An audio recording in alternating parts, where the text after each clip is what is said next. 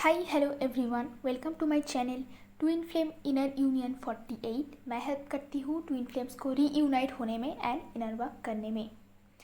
आज मेरी टॉपिक है कि एनर्जी रीडिंग करना चाहिए कि नहीं, क्योंकि किसी ने क्वेश्चन किया था मुझे कि कुछ लोग बोलते हैं कि अगर ज़्यादा एनर्जी रीडिंग करो, कि मैं ही ऐसी बोलती हूँ कि एनर्जी रीडिंग ज़्यादा करो तो आपका रियूनियन पीछे जाता है, आप स्लो हो जाते हो, वेटिंग एनर्जी में चले जाते हो, चेजिंग एनर्जी में चले जाते हो।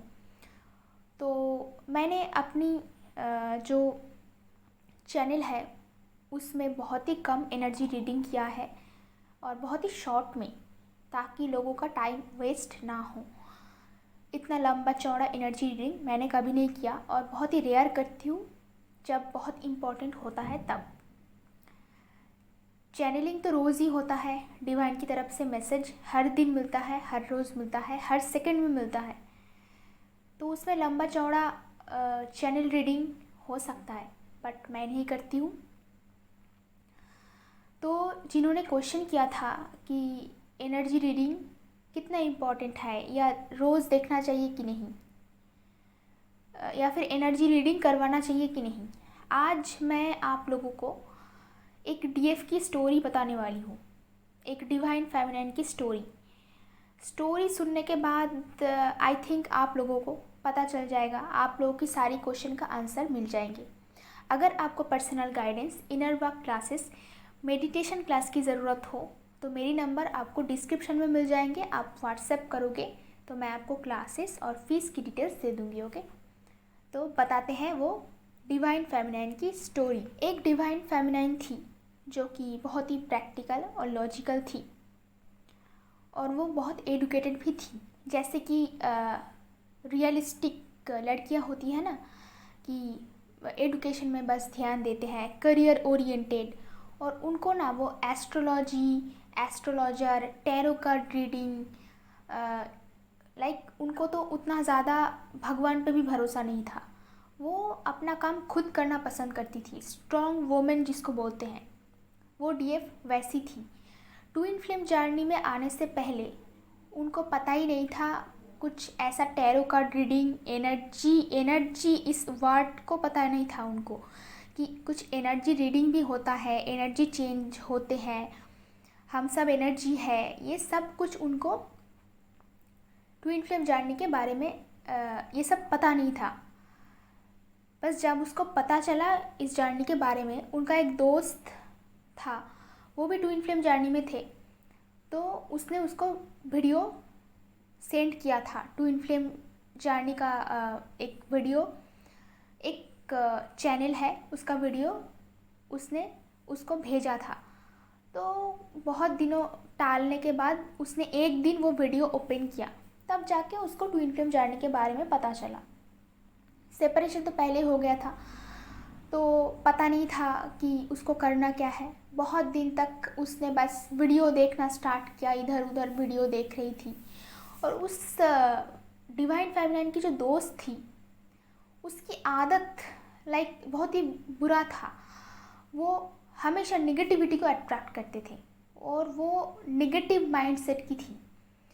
तो गलत उसकी आदत, लाइक अल्कोहल, स्मोकिंग, लाइक ये लड़कों के साथ दोस्ती करना, इधर उधर डेटिंग पे जाना, किसी के भी साथ फिजिकल रिलेशन में चले जाना, जैसे बोलते हैं निगेटिविटी।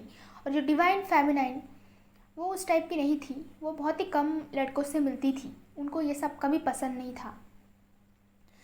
तो उसका जो दोस्त है, जिन्होंने उसको पहली बार ट्विन फ्लेम जर्नी के बारे में बताया, उसने सब कुछ उसको बताया, ये जर्नी होते हैं, ऐसे ऐसे होते हैं। तो उसने देखा कि उसके साथ बिल्कुल रेजोनेट कर रहा है जो कुछ भी हो रहा है। तो उन दोनों हमेशा बातें करते थे, क्योंकि उस टाइम पे उसके पास और कोई चारा नहीं था और कोई फ्रेंड नहीं था जिसके साथ वो शेयर कर पाते। तो वो जो डिवाइन फेमिनिन की दोस्त थी, वो उनको बोलते थे कि तू हर वक्त मेडिटेशन कर, ज़्यादा मेडिटेशन कर।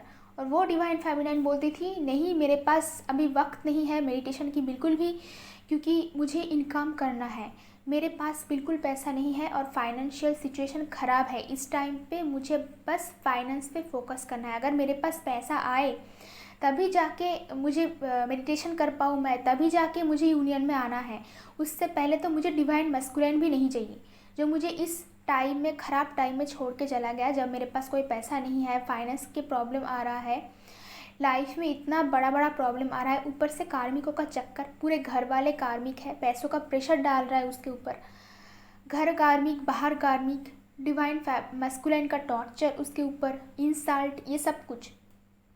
तो उस डिवाइन फेमिनिन को लगता था कि पहले मुझे अपनी फाइनेंस को ठीक करना है, और उसके चक्कर में वो दिन रात काम करती थी।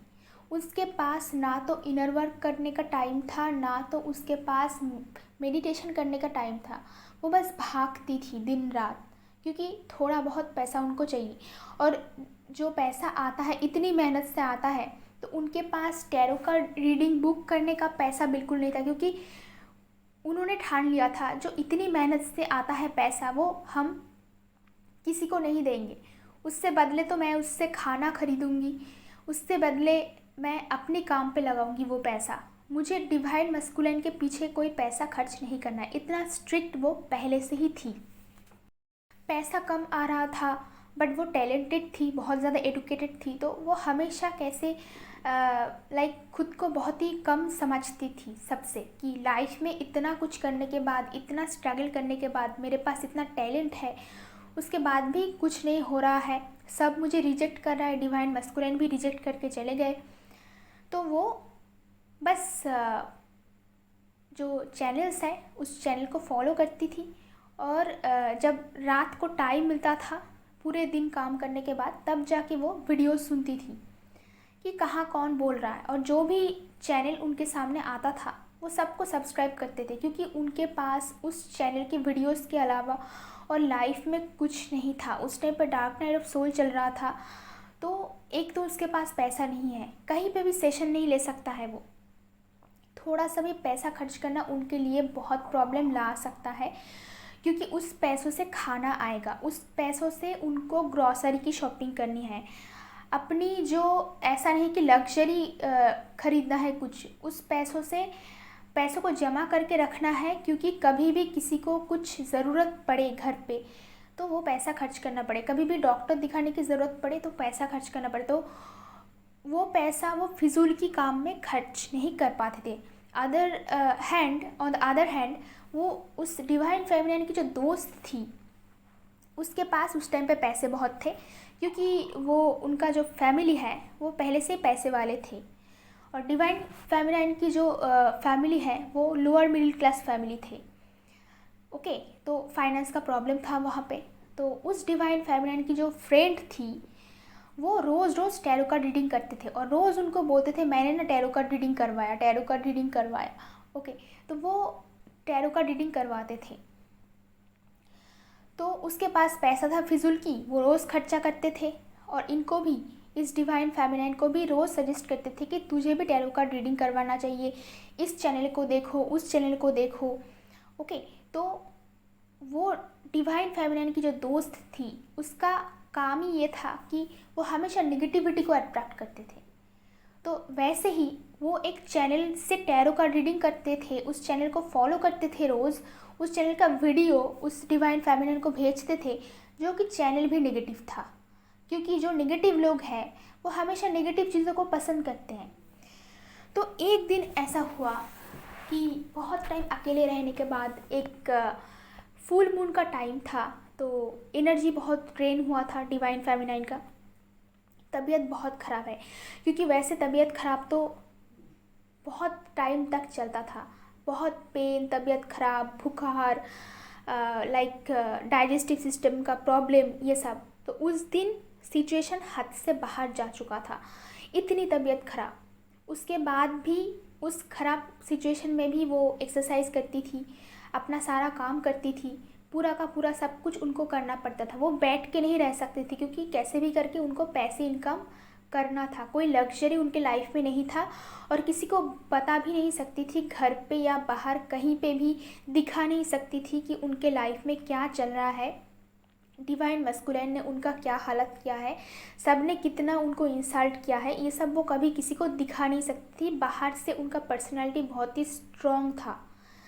तो उन्होंने सोचा क्यों ना मैं एक बार टैरो का रीडिंग बुक कर लेती हूँ, क्योंकि कार्मिकों का चक्कर उस टाइम पे भयानक हो गया था, उनसे और रहा नहीं जा रहा था। और उस दिन ऐसा हुआ कि उन्होंने सेशन बुक किया टैरो का रीडिंग का, और उनकी तबीयत इतनी ख़राब हो गई कि वो फ़ोन कॉल लेने में 10 मिनट लेट हो गया। बस वो टैरो कार्ड रीडर जो थे उनको बहुत ही इंसल्ट कर दिया, धमकाया। फिर जाके डिवाइन फेमिनाइन ने उस टैरो कार्ड रीडर को क्वेश्चन किया कि जो कार्मिकों का चक्कर है खुद के घर पे ही, तो उनको कैसे ठीक किया जाए। तो जब डिवाइन फेमिनाइन सेशन बुक किया तो उन्होंने चाहा कि वो उनको अपनी स्टोरी थोड़ा सा बताए, बट जब भी वो स्टोरी सुनाने जाते थे, वो जो टैरो कार्ड रीडर थे, वो जो हीलर थे, वो उनको चुप करा रहा था कि आप इतनी सारे बातें कर रहे हो, आप ज़्यादा बकबक कर रहे हो, आपको इतनी बातें बोलना नहीं चाहिए।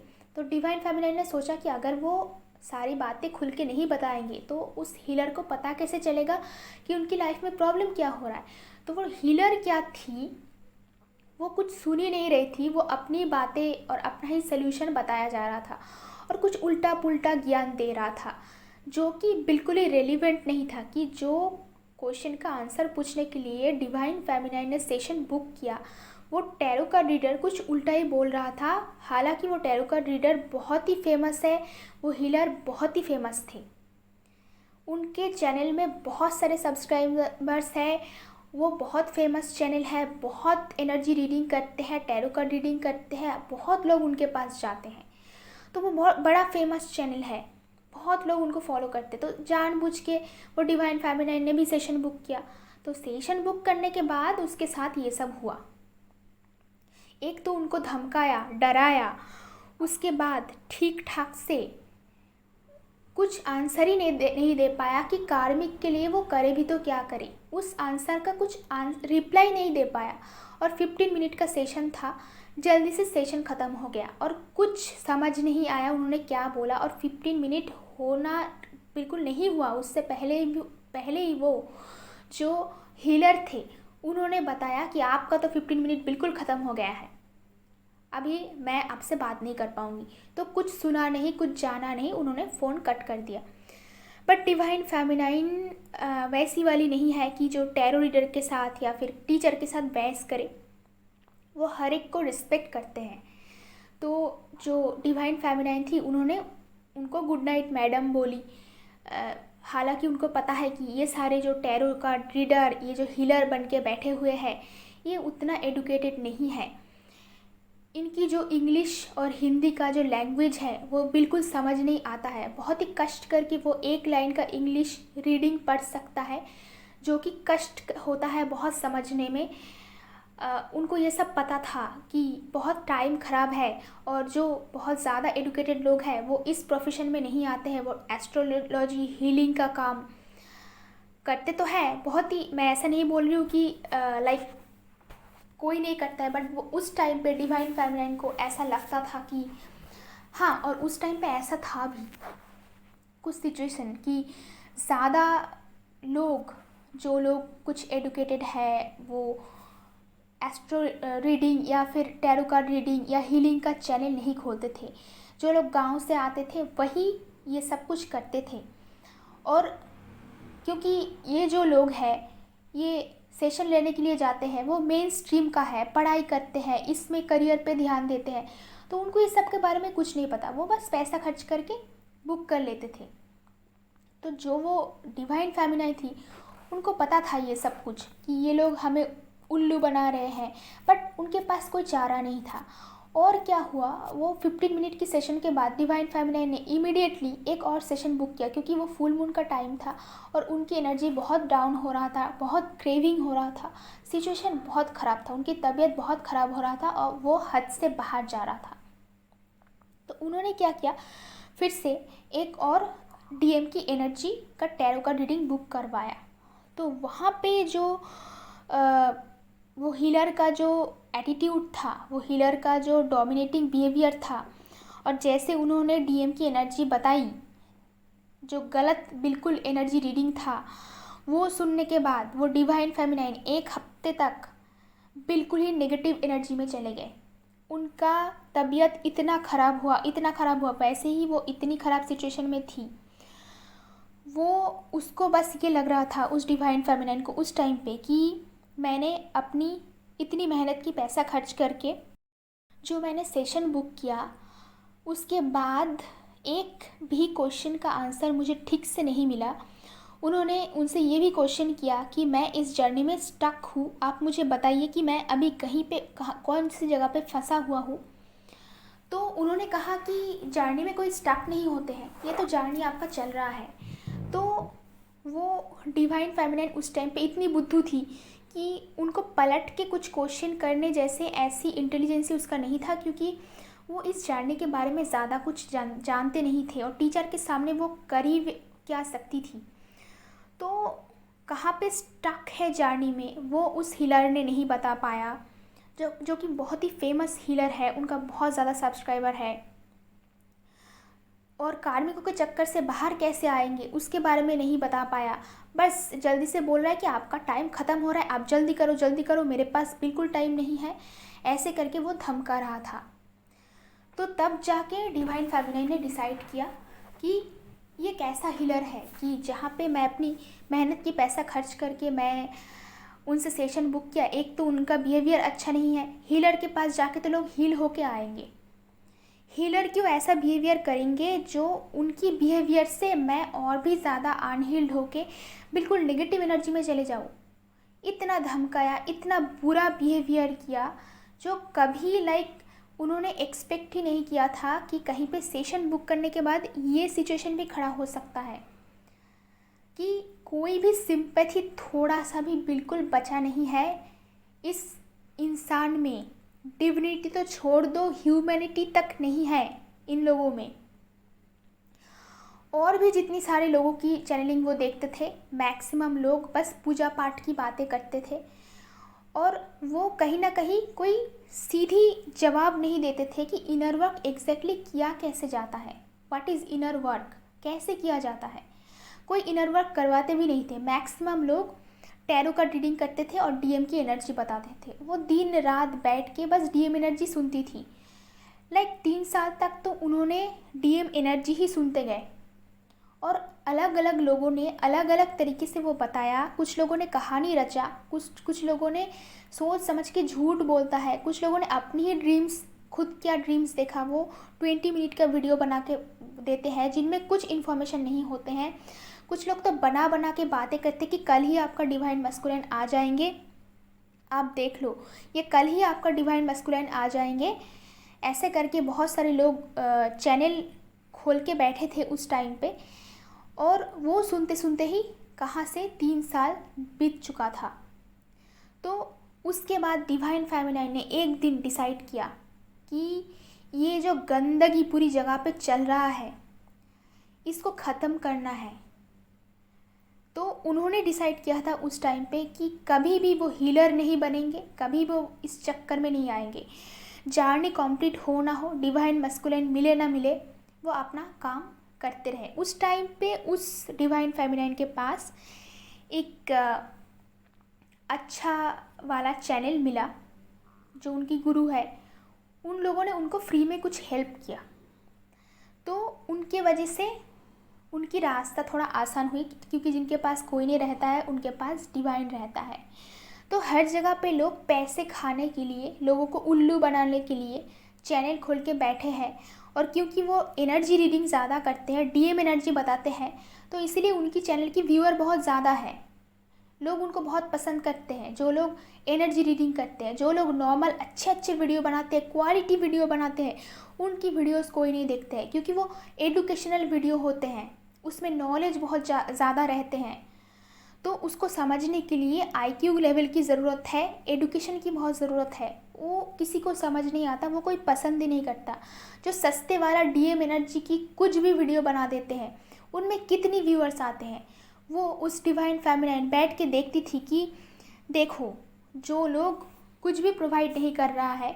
उनके पास इतनी व्यूअर है, उनके पास इतनी सब्सक्राइबर है, लोग पागलों की तरह भाग रहे हैं, इन्हें कुछ समझ नहीं आता। और जो अच्छा अच्छा चैनल खोले थे, कुछ जो लोग इन्फॉर्मेशन दे रहे थे, वो चैनल बंद हुए जा रहा है क्योंकि लोग उसको नहीं देखते हैं, लोग उसको समझ नहीं पा रहे।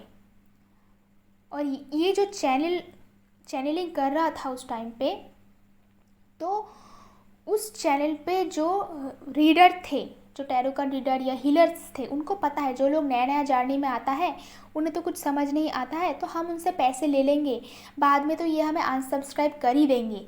क्योंकि जब इनकी IQ लेवल थोड़ा ओपन हो जाएगा, इनका दिमाग काम करने लगेगा, थोड़ा मैच्योर्ड हो जाएंगे, तो ये लोग कोई हमें फॉलो नहीं करेंगे, कोई पूछेगा भी नहीं, अनसब्सक्राइब करके चले जाएंगे। क्योंकि कब तक कोई पड़ा रह सकता है, ज़्यादा देर तक ये टिकेगा नहीं। तो इन लोगों का टारगेट है नए नए लोग। जो नए लोग आता है, उन्हें कुछ समझ नहीं है, वो जल्दी से रीडिंग बुक कर लेते हैं और इनसे इन लोगों का बहुत पैसा कमाई होता है, बहुत इनकम करते हैं।